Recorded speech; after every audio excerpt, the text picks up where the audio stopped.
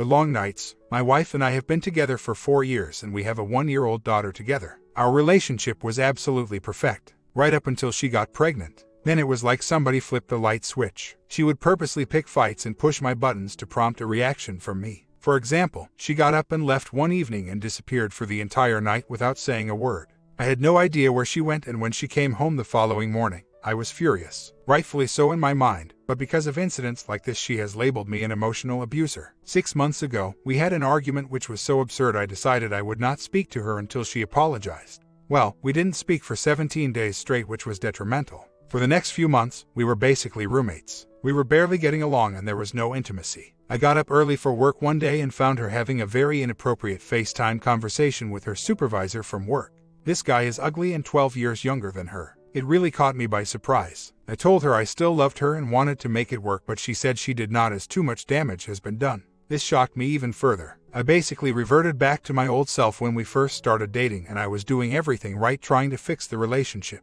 It seemed to be working. However, since my trust in her was destroyed, I set the cameras in my house and put a GPS tracker on her car. One day I found her driving to various apartment complexes. When she came home, she told me she was moving out. I begged her to stay to allow us time to work things out, and I began seeing a psychologist for help.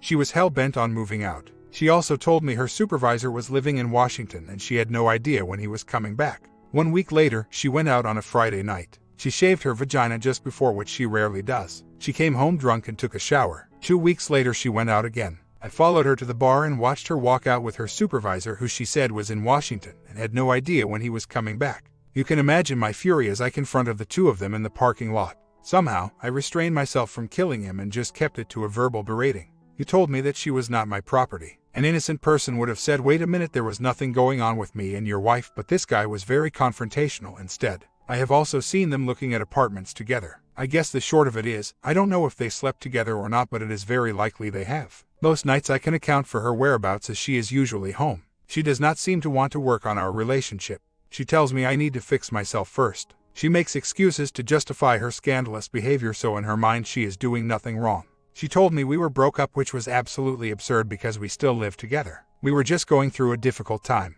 I have been working with my psychologist, trying everything in my power to save this marriage, and I really feel I have been doing a good job.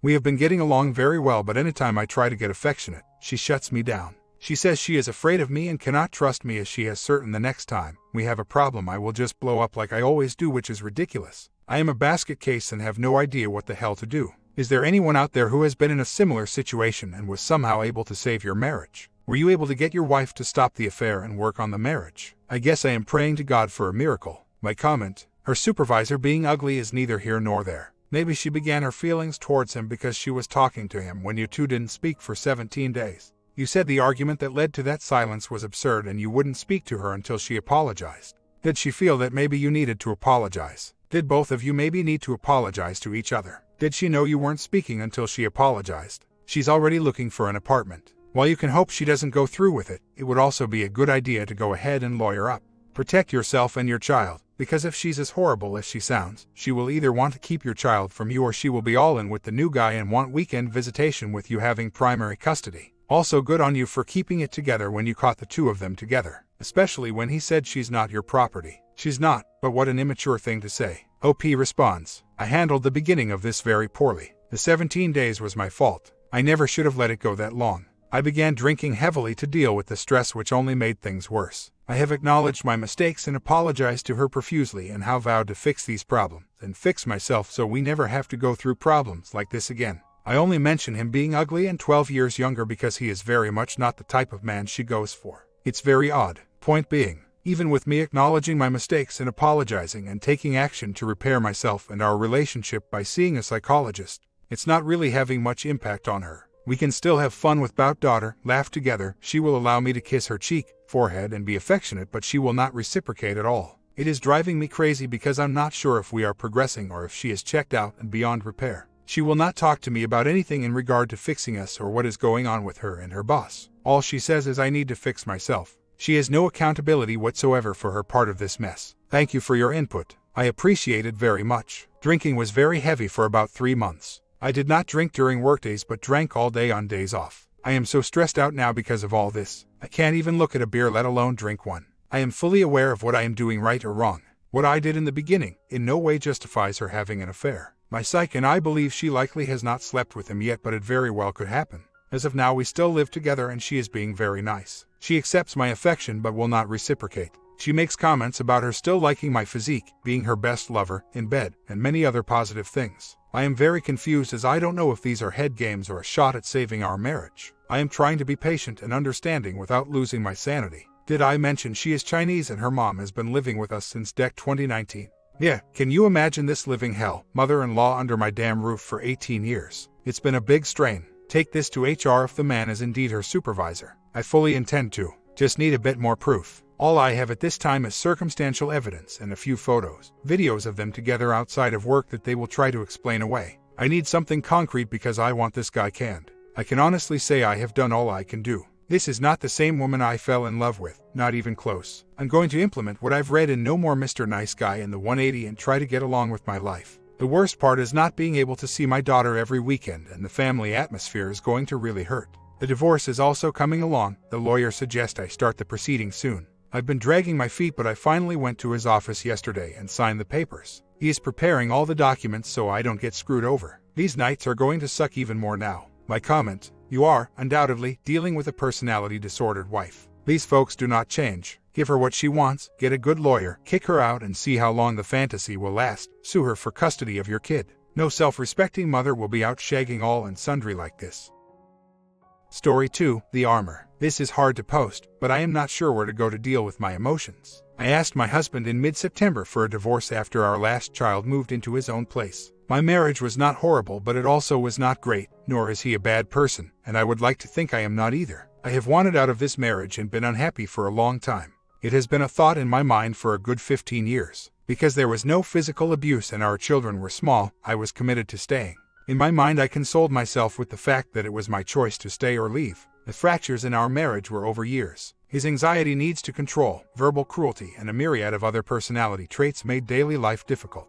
We had ups and downs over the years, but in order to keep peace in the house and particularly in front of the children, I pretty much fell in line and did what I needed to do. We both worked hard and built a great material life for our family. As the years passed, I moved out of the bedroom, 10 years now, but we still had bonding as he requested. Our physical life was never satisfying to me, but frankly that was not as important as if we had been friends. If I could have been me. I could list dozens of examples of the control and manipulation, but at this point it is mute. After my son left, I just felt compelled to tell him I wanted a divorce. We have now had multiple rounds of him begging for a second chance and stating things regarding how this will affect our children, our parents, our siblings, our friends, and how devastated they all will be. Again, not the point. My seeking a divorce was to have peace and happiness and a simple life. I dread the thought of his retirement one day and doing the things he liked to do, which I don't necessarily, partly because he isn't exactly fun and mostly because I do not enjoy his company. Despite knowing him since I was 15, married at 23, we are awkward with each other. As this process has gone along slowly, as he has asked for time to adjust to the situation, which I have respected,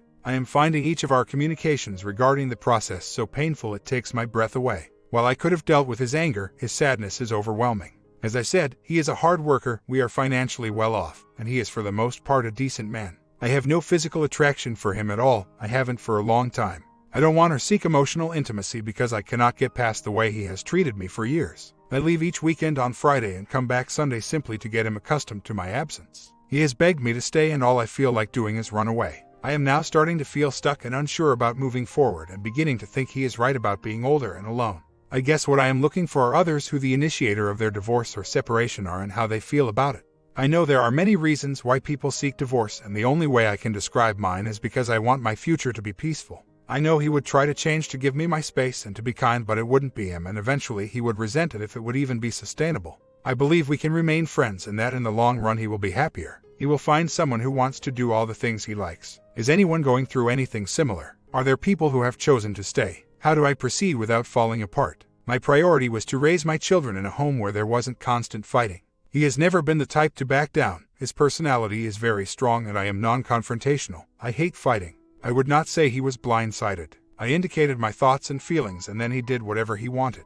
Did I indicate I wanted a divorce? I indicated that I wasn't happy along the way. I think at no time did I indicate that was falling out of love. I want what is best for him also. I love him but no longer am physically attracted. His anxious personality makes him stressful to be around. I'd hate the thought of breaking up our family and hurting my children even though they are now adults. I feel guilt for the pain I am causing him for sure, and yet can find no way to change my feelings. My reasoning for not leaving earlier were truly for the reason I did not want a step family. I did tell him over the years as best I could when things bothered me. It would improve for a short while and go right back to normal. I am detached, I have been for years. I have never found him to be a source of caring and partnership.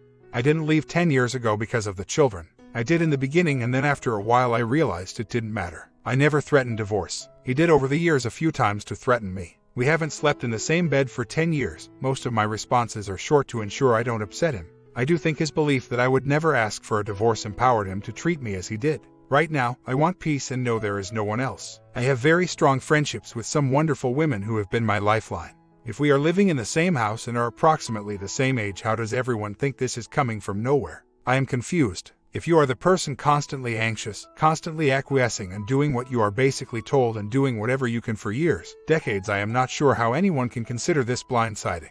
I have given up my life also. I valued having my children grow up in a two-parent home, not having a litany on women or men enter their parents' lives. I tried to work with him. Sometimes he would try to adjust, but it would be for short periods, and then his personality would simply shift back. It ebbed and flowed in intensity. I had to detach and become emotionless about most things because I had little control. I did not leave because of the children. I wanted them to have a two-parent household.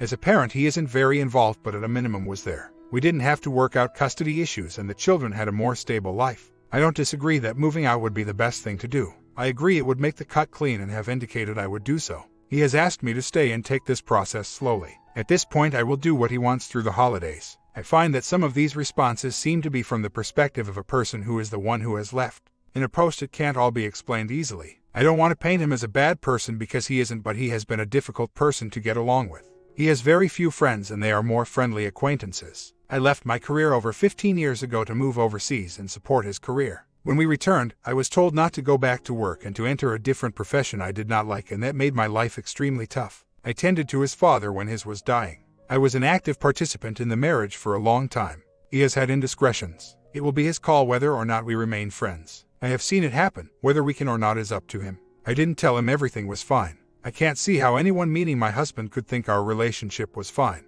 He would push and push and push until he got his way. We aren't talking about big life decisions, we are talking about everything. Everything is a big deal to him. We share similar value, work ethics, etc. I supported him in everything he did. Much of our relationship was a one-way street in terms of emotional support. The only way controversy was ever resolved was by my apologizing and doing it the way he wished. The tension was always there and I walked around on eggshells, learning to keep responses short to ensure I used the right words. I think the biggest question for me since the thought entered my mind years ago was if I could get my feelings back. After a disagreement several years ago, he said we should get divorced. I agreed. He then retracted and said I don't want a divorce. After that one time he never mentioned it again because he knew I would. This marriage hasn't been good. His method of working on it included me simply always agreeing and doing as told, back to square one. I understand we were both young when we met, but I grew into a woman who had likes and dislikes and opinions. If they aligned with his, great. If not, he would ensure they did. When I suggested counseling years ago, he had no interest. A few years ago he suggested it, but at that point my feelings were gone.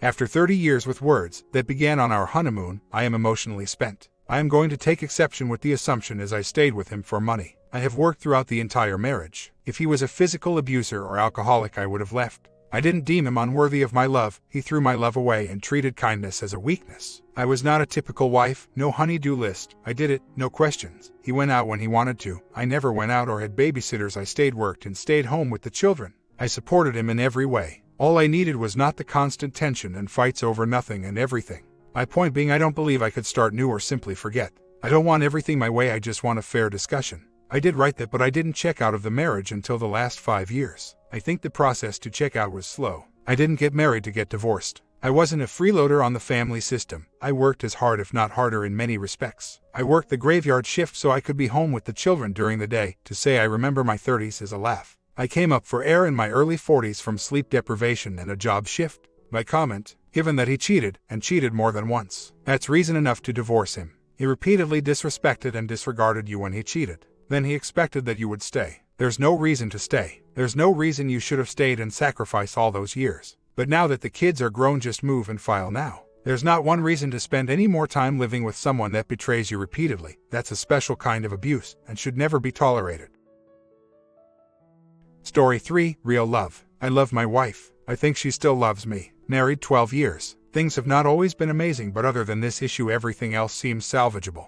We have 2 amazing kids, boy 8, girl 11. Did I mention they are amazing? Okay, I may be biased. My wife has always wanted 3, I have always wanted 2, the size of the families we came from. Like many things in our relationship, we didn't communicate our kids' count needs well over time. I in no way feel I have ever committed to 3 kids. She had eased off the demand for 3 after several years, but then she came to me a while back with a lump in her breast. We were both very concerned. I of course provided my full support that we would do whatever was needed to keep her stay healthy. It was a scare because her mom had a very serious scare with breast cancer, mastectomy. Turns out it was a fairly common benign type of cyst. But we learned she has dense breasts, nothing to do with their intellect, and that she was predisposed to have more of these cysts. But the good news is that the cysts themselves were not correlated with cancer, just lots of regular screening tests. She had the genetic testing done and luckily, she does not have the high-risk genes. Now a couple of years later she has more cysts, so many that she has had a surgeon's advice that having them removed, which is an option with 1 or 2, isn't really viable at this point.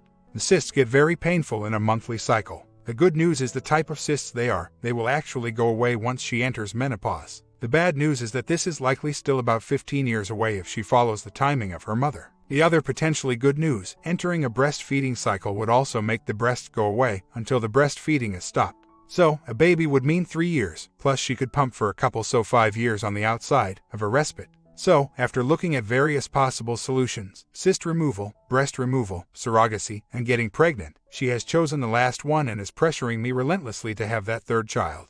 Last piece of background, she is 40, I am 51. We have done well financially, so that isn't an issue. With some great luck in business, I have just retired. Unfortunately, I have been killing myself with 80+ hour weeks for the last decade and suffer with a very bad lower back surgery a few years ago that still nags at me. My wife stayed home from work while the kids were young and is now back part-time, mostly to fill the time the kids are at school. Sorry for all the background, but wanted to make sure you had the full picture. On to the question, is it fair for my wife to pressure me for the 3rd child, now saying she needs it for her health, and by not doing it I am the selfish, self-centered, and my lack of compassion on this issue has finished our marriage? I should point out one error in assumptions that seems to have come, which was that when we married, I was aware she wanted 3 children. I didn't find that out until after the birth of our 2nd child. It appears she was also unaware that I didn't want 3. Yes, we should have clarified that with each other earlier, and given how type A we both are, it is amazing that it didn't come up sooner. I think we were both just using our own reference points for how big a family was. Mine was 2 kids and hers was 3, and just assumed when we talked about building a family that it was that for each of us. I could only surmise at this point. For the record, she now says that she did clarify with me from the beginning that she wanted 3, but that is not at all how I recall it.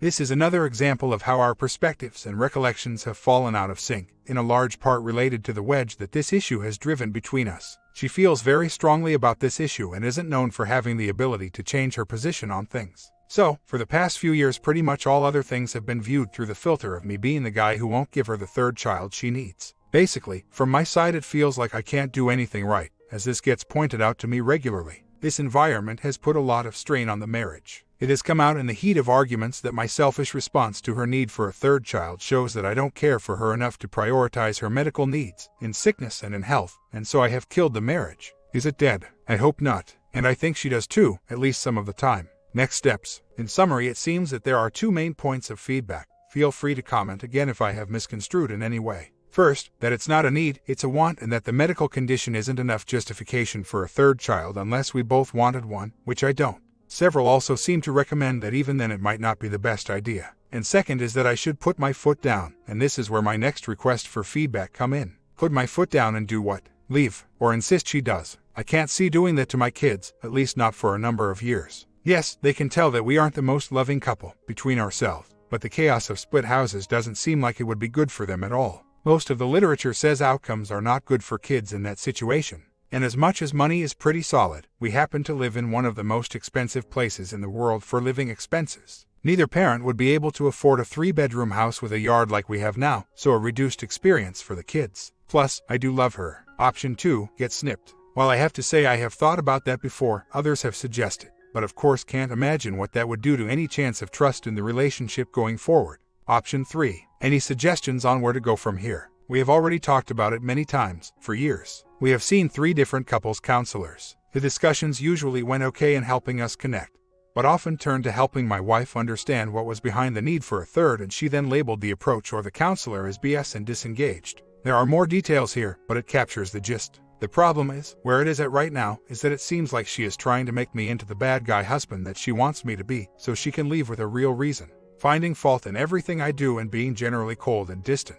It is somewhat livable because she is the master of passive aggression, so it's not flagrant to the kids or others, but basically a Cold War day to day. At times it warms up, but usually when she is in the futile part of her cycle. Most recently she is saying that I am disrespecting her and how I treat her and trying to be controlling too much day to day. She may have some merit in that I am currently going through a bit of an identity change and going from a very busy pharma startup up to dad about the house. I may be applying my organizational approach after 30 plus years working to our day-to-day life, but I'm working on chilling out a bit more. Have even taken up meditation. As far as where to go from here, I guess maybe I have unintentionally adopted a long-term weather the storm approach. Will she stop pushing at 45, 50, and what damage will the relationship, not to mention my self-worth, have taken by then? Maybe then the kids will be better ready to deal with split parents. I wanted to end my comment with a brief note about why I am posting.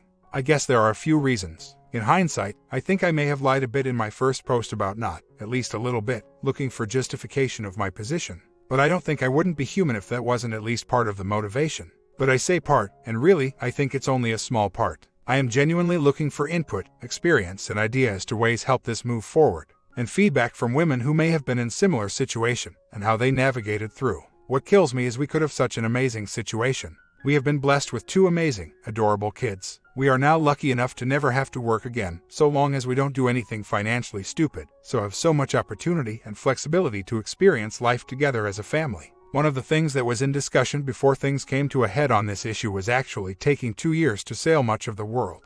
I have been sailing my whole life and we have the skills, resources, and abilities to pull it off. What an incredible experience that would be for the kids. But instead, we are at a standoff, and just can't seem to find any way past it. When I'm in a dark mood, I do see a possible scenario where she has already decided to leave but wants the one more kid and for me to pay for it. And unfortunately, where we live, the ebb and flow of the legal balance in divorce settlements is currently highly tilted to the mother, not my opinion, what I have heard from mothers who live here. So, it would be a pretty easy situation to pull off from her side. Not sure she is there yet, but it does play pretty hard on my own trust issues. So, no real access to shark lawyers, and as far as I know, support would be at a maximum here. Apparently even a contract, like a living prenup, that would be a pre-arrangement that I wasn't responsible for support of the third if there was divorce would not hold up in court. She can agree to it, but it is likely a future judge would say it was cruel and unusual or something like that. I would never consider this anyway, because if I am bringing a life into this world, I am going to support it, but as a thought experiment it doesn't work anyway. She has them fully engaged as cheerleaders for number 3. They both are really on board with it, although it's not likely they know what it really means. My whole reason for retiring is to be able to be available to them for the next decade.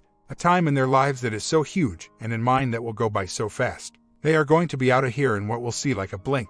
I don't want to be that tired, distracted, cranky dad that the first years of life can produce. I know one could say, well then just don't. Fix your attitude and be a great dad to all 3 of them. But I have to admit I am tired now. I can't imagine being back in the baby fog again. And while I am not worried about meeting someone, and as you say likely younger, I'm often told I look 40, with no plans for a family, that is so different from the path that we were on. It could have been storybook awesome. I just can't believe she would throw it all away because of the need for a third baby. My mind is blown. Another thought for feedback to everyone out there. So glad to have this anonymous way to get people's thoughts. What about gathering people she loves and trusts to confront her for me, or with me? Kind of an intervention of sorts. As it happens, this issue has come up with a few of her close friends and I have even had a brief discussion with her closest family. They all think she is crazy. They don't put it exactly like that, but you get the idea, to have pushed this as far as it has gone, and she would be even more nuts to let the marriage go over it. Although they aren't totally surprised, as she is known for almost never backing down.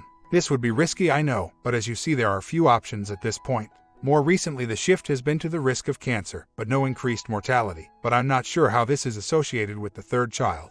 I'm concerned that if I ask her to clarify she will bowl me over with distorted facts. Could be that breastfeeding reduces the density by removing some of the cysts. Others have pointed out the cysts may not be reduced by feeding.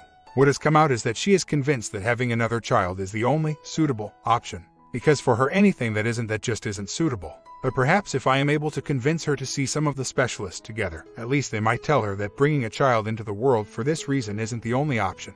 What I am coming to with all this input is that perhaps drawing a line in the sand is what it will take. But while I would like the marriage to continue, my primary concern is my kids. I can't see doing this to them at this age. Maybe when they are a bit older. I'm thinking that if I am to call her bluff, it could go either way, so I need to be ready to actually call it quits. My comment: sit her down and tell her frankly that if she isn't willing to look at other solutions you can both agree on, does she foresee the marriage ending over this? Will she divorce you so she can go have her third child with someone else?